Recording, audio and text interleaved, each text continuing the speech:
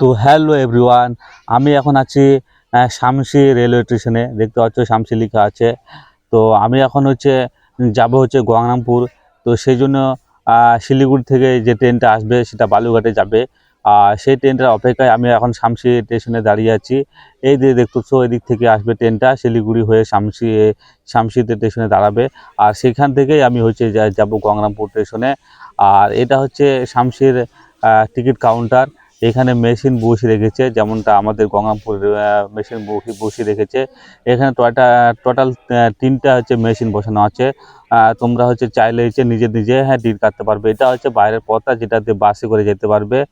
আর যেটা বলছিলাম, এদের মেশিনগুলো তোমরা চাইলে মেশিন থেকে টিকিট কাটতে পারো, অথবা কাউন্টার থেকে কেটে দিবে।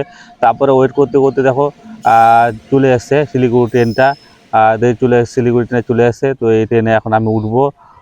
তো এইটুকুই, গরম করে দেখা হবে। Tata, by.